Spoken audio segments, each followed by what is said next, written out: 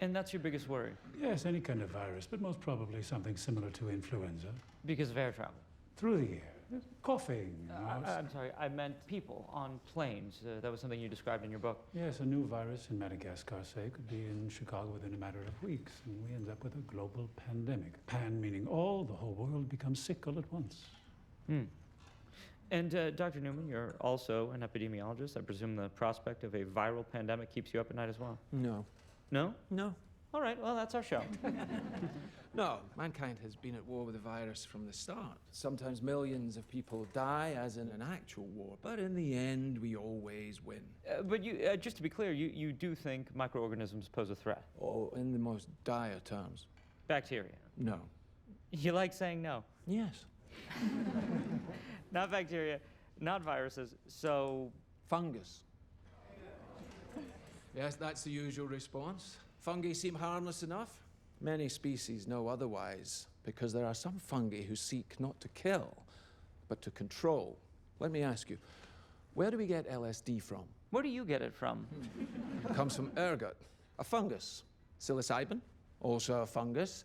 Viruses can make us ill, but fungi can alter our very minds. There's a fungus that infects insects, gets inside an ant, for example, travels through its circulatory system to the ant's brain, and then floods it with hallucinogens, thus bending the ant's mind to its will.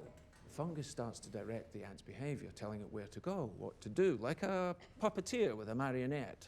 And it gets worse. The fungus needs food to live, so it begins to devour its host from within, replacing the ant's flesh with its own. But it doesn't let its victim die, no. It keeps its puppet alive by preventing decomposition. How?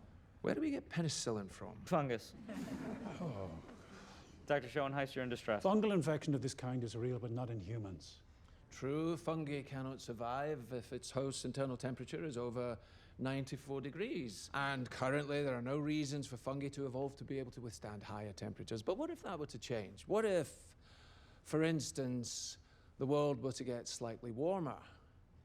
Well, now, there is reason to evolve. One gene mutates, and an Ascomycetia, Candida, ergot, Cordyceps, Aspergillus, any one of them could become capable of burrowing into our brains and taking control, not of millions of us, but billions of us.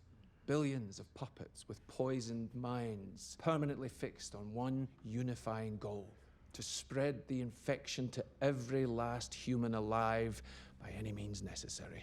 And there are no treatments for this, no preventatives, no cures. They don't exist. It's not even possible to make them. So if that happens... We lose.